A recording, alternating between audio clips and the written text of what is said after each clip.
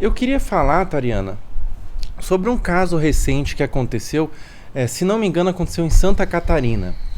Um menino de 14 anos, você ficou sabendo desse caso? Puta, não, eu sou muito ignorante sobre as coisas que estão acontecendo no mundo, que me engatilha muito, eu acabo não acompanhando, cara. Ah, mas posso falar. Pode falar, não sei se eu vou conseguir contribuir a algo de útil. Um menino de 14 anos, ele tinha um relacionamento virtual com uma menina, uma web namorada, e ele tinha um relacionamento desde os 8 anos com essa menina. E ele queria encontrar com essa menina. Queria ver pessoalmente ela. Os pais, claro, prudentes, falaram assim: olha, não, você não pode encontrar com a menina, web namorada, você ainda é muito jovem para encontrar com essa menina, você é muito novinho, tem 14 anos. Daí o que esse menino fez? Quando os pais foram dormir, ele também tinha um irmãozinho mais novo. Quando os pais foram dormir, o pai tinha uma arma que ele deixava embaixo da cama. O menino pegou a arma, atirou no pai, matou o pai, atirou na mãe, matou a mãe, e atirou no irmãozinho, matou o irmãozinho. E daí esse menino ele foi pra casa de detenção de menores ali, ele foi pego e tudo mais. E os policiais perguntaram assim: você se arrepende do que você fez? Você tem noção do que você fez? Você se arrepende? Ele falou assim: eu tenho noção e eu não me arrependo. Se eu voltasse atrás, eu faria a mesma coisa. Esse menino, dá pra se dizer que é um psicopata? Bom, ó, assim, como é que se diagnostica um psicopata? Tem uma ferramenta específica chamada o checklist de psicopatia de Hare, e a pessoa tem que atingir lá, se não me engano, 30 pontos ou perto disso dos sintomas que são listados lá. A pessoa pode ter algo chamado psicopatia subclínica, onde ela não atinge os pontos lá mínimos, mas ela já tem os traços, né? Então, oficialmente falando, ele teria que fazer essa avaliação para ver se ele se encaixa nesse perfil de personalidade que tem uma cacetada de estudo e pesquisa por trás, e é por isso que seguem esse checklist. Mas, o que eu posso te falar? Algumas pessoas nascem não conseguindo aprender emoções sociais. E muitas delas estão no espectro da psicopatia, porque até isso é espectro, tá? E o que isso quer dizer? Quais são as emoções sociais? As emoções sociais são aquelas que levam você em consideração. Culpa, empatia, remorso pelo que eu te fiz. E elas não conseguem aprender mesmo. E aí, o que acontece? A gente tem duas situações aqui. Tem pessoas que conseguiam, em algum momento, sentir algo nesse sentido, mas essas pessoas são submetidas a situações adversas tão inacreditavelmente dolorosas que, numa resposta de autodefesa, elas desativam o cérebro. Isso é automático, tá? É uma daquelas defesas que a gente fala que a pessoa tem que ter para sobreviver àquela condição. Para algumas pessoas, provavelmente porque ela tem uma predisposição, não é que ela não sentia em algum momento, é que tem realmente situações inacreditavelmente adversas, tá? De crianças sendo traficadas ou rotineiramente estupradas. Então, situações muito extremas podem fazer uma desativação de algumas coisas. Porque você tem que sobreviver, então você não sente. Pronto, simples assim, né? Mas para outras pessoas, elas nascem com o cérebro de forma diferente. E elas nunca vão aprender essas emoções, elas nunca vão sentir essas emoções, tá? Só que o que eu queria falar para as pessoas? Nascer sem a capacidade de sentir isso não é sinônimo de sair matando as pessoas. Então, eu vou te dar um exemplo. Eu estava vendo uma entrevista com uma psicóloga que trata crianças que têm esses traços de comportamentos mais agressivos, né? E ela estava tratando um menininho, acho que tinha 4 anos, que tinha matado um monte de pintinho. Aí ela perguntou pra ele: por que você matou os pintinhos? E ele: é que eu queria brincar com eles, mas eles ficavam se mexendo, então eu matei pra eles não se mexerem.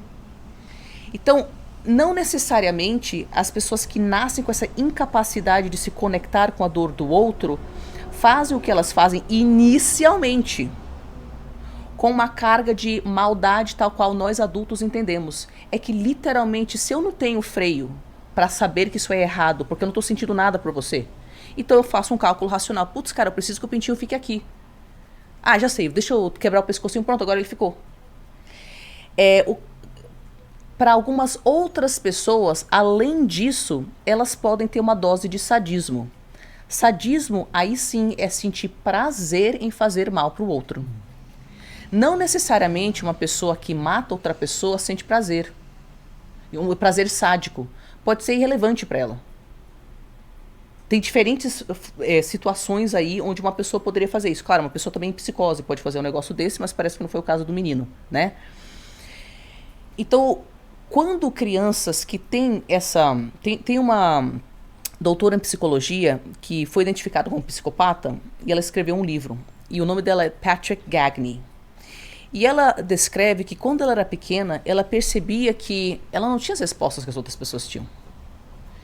E ela achava isso muito esquisito.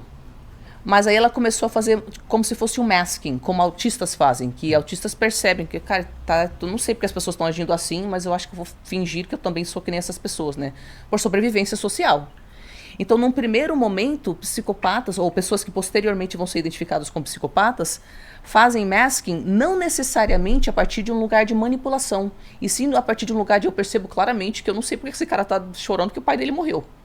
Então eu acho que é para eu agir dessa forma ou daquela outra forma.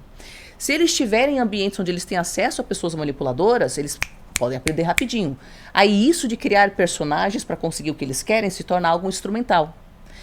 Aí ela falava, essa Patrick Gagne, ela falava, cara, eu não conseguia sentir grande coisa não.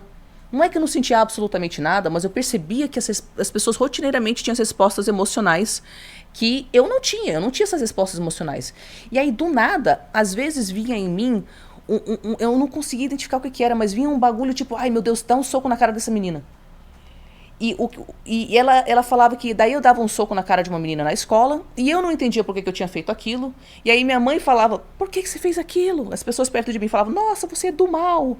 Mas eu não estava entendendo, é que parecia que estava acumulando dentro de mim algum tipo de tensão e eu precisava de algum jeito tirar aquilo de mim. E eu percebia que fazer essas coisas destrutivas ou contra a lei era o que tirava. Então ela começou a buscar formas de automedicar, de tirar, escolher coisas erradas para tirar essa energia dentro dela, porque era também um momento onde ela sentia alguma coisa. Então ela começou a entrar na casa dos outros, quando eles não estavam lá. Ela não roubava nada, ela não fazia nada. Era só o fato de estar fazendo algo errado. E ela tinha uma rotina, tipo, de X em X semanas, ela tinha que entrar na casa de alguém ou fazer alguma coisa contra a lei, ou contra... para ela regular esse treco dentro dela, para ela não ir para outro lado. E aí o que é interessante?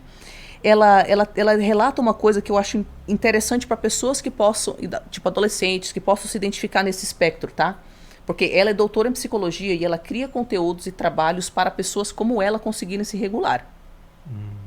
Então ela fala assim, o que mudou foi quando a minha mãe entrou em depressão depois de um divórcio, porque a partir de então ela não tinha mais energia para mim. Antes daquilo, ela falava, ai, tá, Patrick, você fez isso? Tá bom, nunca minta pra mim, tá? Quando essas coisas acontecerem, converse comigo. E ela conversava de boa. Então eu chegava lá em casa e falava, mãe, eu roubei um livro.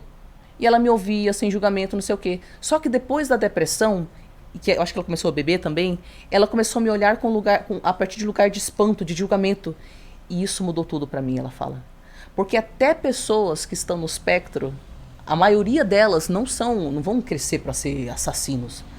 A maioria das pessoas que posteriormente serão identificadas como psicopatas tem traços medianos. E até eles precisam da validação dos pais.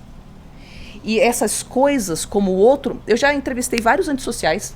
Eu tenho no meu canal entrevista com um antissocial. Eu tenho pessoas que são antissociais, estão no espectro da psicopatia, com as quais eu falo, para criar conteúdos mais alinhados no sentido de ajudar quem pode se ajudar. Nem todo mundo vai querer mudar, para deixar muito claro. E muita gente é perigosa mesmo. E uma das coisas que eles falam é que quando eles tentaram pedir ajuda e eles receberam dos próprios psicólogos, dos próprios adultos, um olhar de... Isso mudou tudo para eles. Porque daí eles não tinham razão nenhuma para querer modular o comportamento deles por nós. Ou seja, eu não sei a história desse guri, tá? Tem pessoas que... Nem todo mundo que nasce assim vai ir para uma maldade extrema. A gente sabe, tem um livro, The Handbook of Psychopathy, que foi lançado em 2022, que tem informações muito atualizadas sobre psicopatia. Então, ele não fala categoricamente, nasceu um monstro. O que ele fala é, Imagina que você tem 3 pessoas diferentes. Essa aqui tem uma fortíssima predisposição genética para esse tipo de cérebro que, né, poderá ser identificado como psicopático. Essa pessoa, com uma criação mediana, não é abusiva, é mediana, já não é o suficiente para barrar o comportamento dessa pessoa. Então essa pessoa pode ir sim pro lado desses comportamentos destrutivos. Essa pessoa com pais inacreditavelmente talentosos e amorosos e num ambiente absurdamente estruturado, um bairro cheio de comunidade, pode aprender a usar essas características para a liderança, para os negócios. Uma pessoa que tem uma carga mediana como predisposição para a psicopatia, ela, num bairro ruim, numa criação caótica, aí ela vai pro lado dos comportamentos antissociais. Essa pessoa que tem uma predisposição mediana, com pais legais, regulados, um ambiente muito legal, ela pode não ir para lá. Essa pessoa que não tem predisposição para psicopatia, mesmo com pais extremamente abusivos e num ambiente tosco, errado, ela pode ser aquela que sai daquele lugar. Que sobrevive. Todos os amigos dela vão pro tráfico, vão cometer crime, vão não sei o quê, e ela é aquela pessoa que sai. O que eu tô querendo falar com isso é que para a pessoa se tornar assim, tem a predisposição genética, tem a criação que os pais não têm que ser abusivos não, para não barrar os comportamentos psicopáticos, tá? Se eles forem medianos e a carga genética for muito forte, já não barra. E também o ambiente em torno. Então, não sei qual que foi a situação desse menino aí que fez com que ele chegasse nisso. Então é muito complexo, né? Muito mais difícil do que a gente imagina de saber se uma pessoa vai se tornar um psicopata. Porque às vezes a criança tem hábitos de matar bichinhos na infância, mas na fase adulta consegue superar essa predisposição e às vezes a pessoa não tem esses hábitos, não tem essa predisposição, mas consegue desenvolver através de um ambiente muito abusivo, Pronto. de muita carência. É muito mais complexo do que a gente imagina. Envolve várias coisas. Para deixar muito claro, eu não estou romantizando. Por isso que eu falo tanto das pessoas estarem ligadas à sua bússola interna, seus valores, para elas perceberem quando algo está errado e elas picarem mula desses relacionamentos. Eu não estou falando, psicopata é fofo. Não estou falando isso. Eu só estou falando que, já que a gente sabe que é complexo, já que a gente sabe que a maioria dos psicopatas tem traços medianos, e eu acho que tem um lugar para termos curiosidade a respeito de ajudar adolescentes que estão se percebendo, crianças e adolescentes que estão se percebendo nesse espectro, você entendeu? Mesmo que a gente não possa diagnosticá-los como psicopata com essa idade, para que, de repente, com uma modulação do meio ambiente, esses comportamentos possam se tornar menos destrutivos. É isso que eu estou propondo, tendo clareza de que a maioria das pessoas não quer mudar, muita gente é perigosa mesmo, e eu não acredito que esse guri vai mudar, por exemplo. Né? Mas eu acho que como terapeuta tem um lugar para curiosidade, né? E tem uma pesquisa com jovens que foram identificados com TOD, né? O TOD é o quê? O transtorno opositor desafiador. Então, tipo assim, são coisas que precedem o diagnóstico do transtorno de personalidade antissocial, que é o que o DSM, que é uma enciclopédia de diagnósticos, prevê como estando dentro do espectro da psicopatia. Então, tem pessoas que têm comportamentos já antissociais na adolescência que, quando foram inseridas em situações onde o vínculo com outra pessoa era um vínculo extremamente saudável, de aceitação, de conversa com limite, de ensinar a pessoa, eles deixaram de ter esses sintomas na fase adulta. Olha só. Caramba. Você entendeu o que é complexo? E outros não. Outros não. Caramba, é muito mais complexo do que a gente imagina, né? Como que eu posso identificar um psicopata na minha vida? Por exemplo, como que eu posso saber se eu estou namorando com um psicopata? Como eu posso saber se um amigo que eu tenho um psicopata? Como que eu posso saber se um colega de trabalho, às vezes um cara que me feriu muito, um cara que me machucou muito e parece não sentir remorso e foi meio gratuito, como que eu posso saber se eu estou lidando com um psicopata? E a partir disso, como que eu posso prevenir de causar mais danos ao meu emocional, de estar junto de um psicopata se eu não posso? Por exemplo, às vezes meu patrão é um psicopata. Mas às vezes é melhor você estar em outro lugar, né? Perder esse emprego, eu sei que não é uma resposta que ninguém quer ouvir, mas se você está num ambiente psicopático, ou narcisista. Tem empresas que têm cultura narcísica. Você não vai mudar isso. Então é que nem aquele negócio que eu te falei. Se você escolhe estar num relacionamento onde você sabe que as suas necessidades não serão satisfeitas, e eu sei que as pessoas não conseguem mudar isso da noite pro dia, às vezes é uma estruturação de anos para conseguir sair de lá, tá? Mas você está escolhendo ficar nesse ambiente e você vai sofrer as consequências de estar nesse ambiente.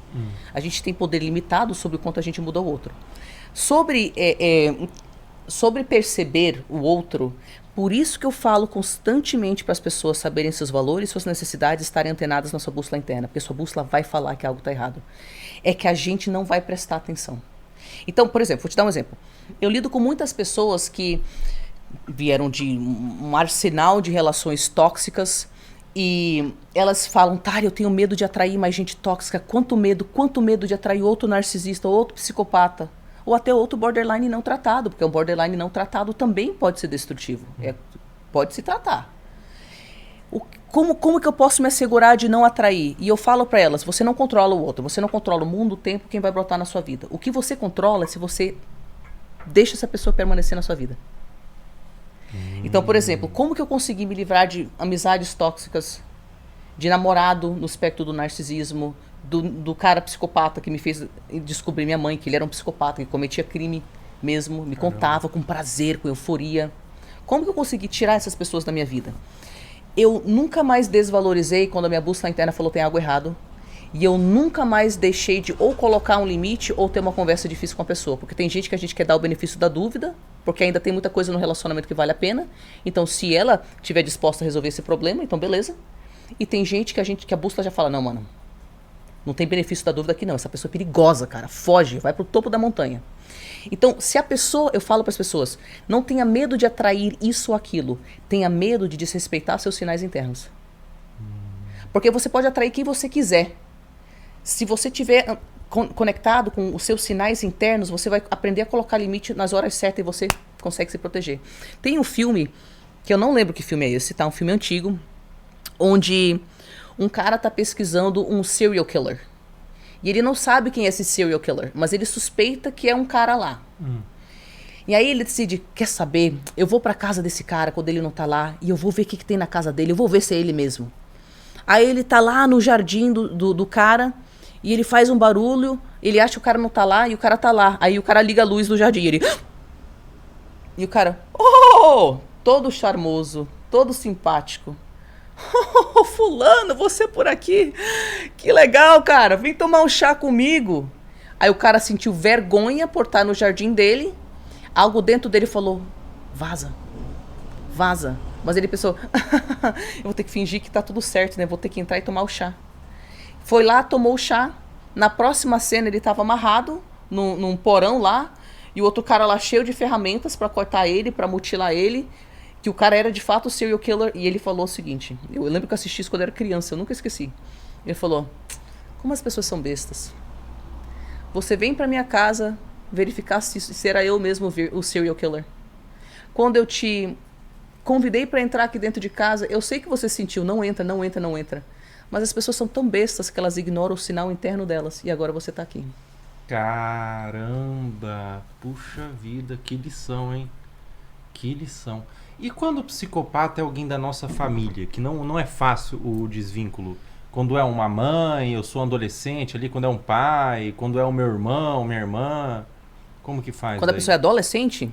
Quando a pessoa não consegue se desvincular muito facilmente. Não necessariamente adolescente, mas um vínculo mais difícil de desvincular. Tá, assim, infelizmente adolescente está numa situação que, a não ser que tenha, se for uma coisa muito extrema e não tiver uma outra pessoa na família, onde ela possa, através da polícia e por meios legais, tentar fugir de lá, e é muito difícil isso. É muito difícil mesmo a pessoa conseguir sair disso. Mas uma pessoa, tipo assim, eu tô em contato zero com a minha mãe.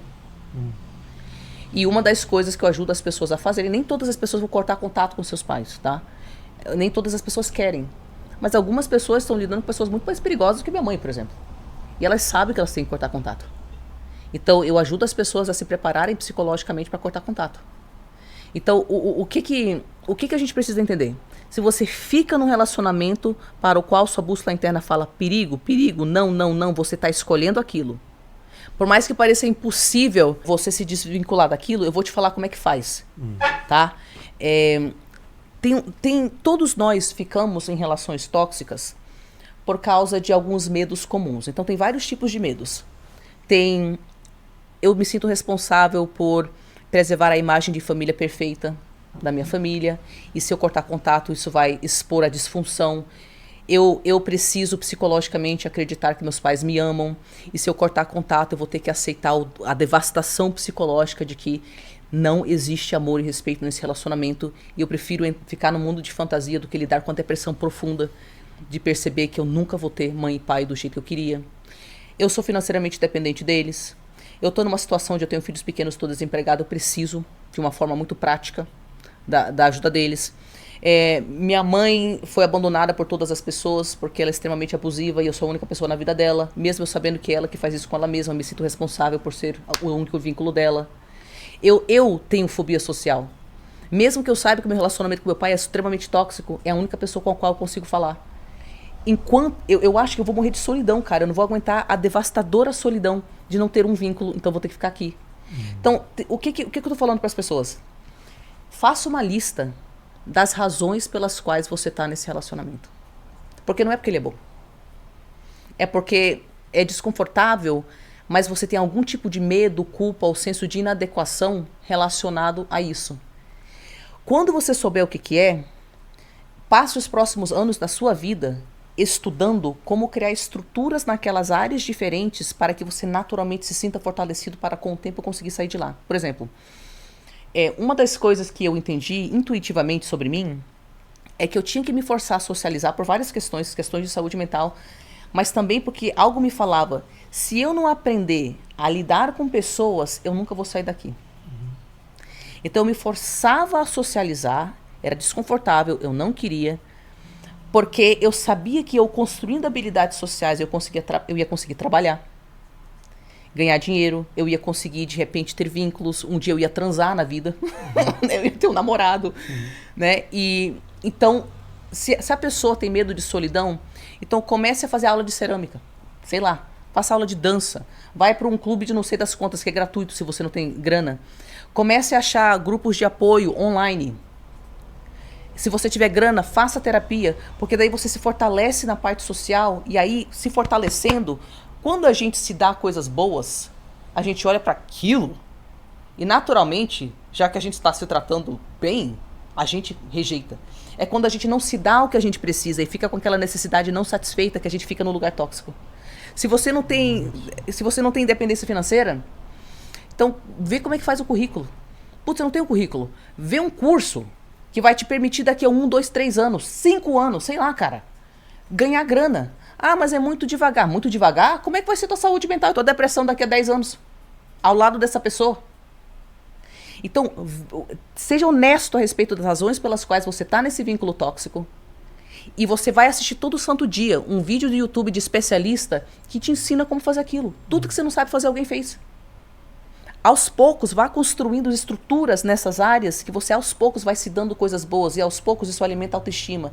E quando a gente tem autoestima e se dá coisas boas, a gente não tem tolerância para essas coisas mais. A gente começa a sentir aversão e chega um ponto que a gente não consegue estar mais perto da pessoa, porque ativa tanto gatilho na gente que a gente prefere lidar com a culpa e a devastação de cortar contato do que ficar lá, morrendo. Caramba!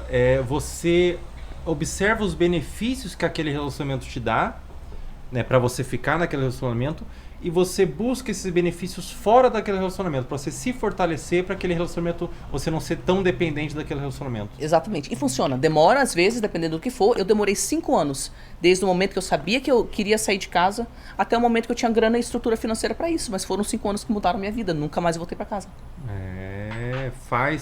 Por mais doloroso que seja a mudança, né, às vezes vale a pena porque você vai sucumbir naquele relacionamento, né? Exatamente.